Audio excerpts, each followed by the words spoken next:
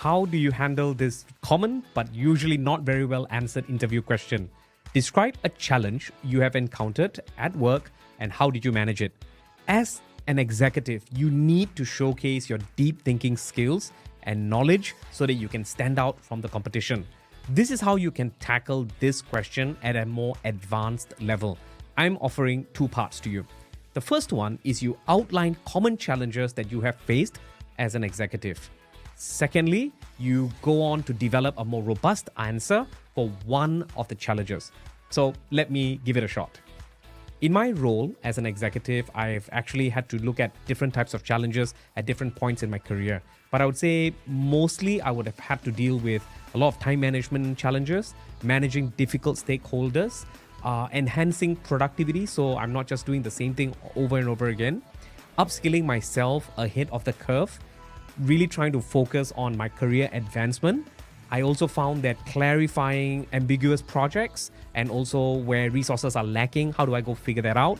And lastly, finding the best people and kind of retaining them in my team. So those are like the main challenges. Today, if you don't mind, I would like to focus on managing difficult stakeholders because I find this is something that over the years I've had to do more and more of. I find that a lot of times the way to dealing with what we would classify as difficult stakeholders is really by a shift in the mindset. There are no difficult people, there are only difficult situations. So I try to really understand their viewpoints as much as possible. And even if they say things I don't agree with, I will reserve my comments. And then being transparent with whatever information I have, I found usually helps to develop more trust.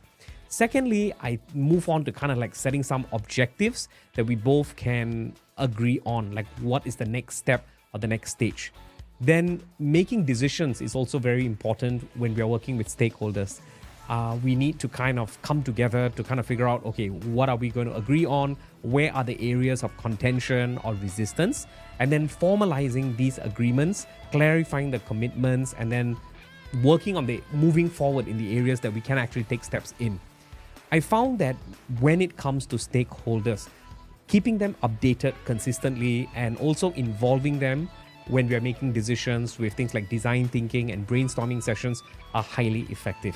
When you are given this question, I would like you to go for it at a more advanced level. Don't just describe day-to-day challenges, but try to go for something a little bit more strategic.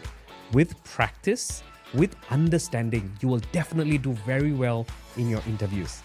It's quite simple. This has been brought to you by E2I.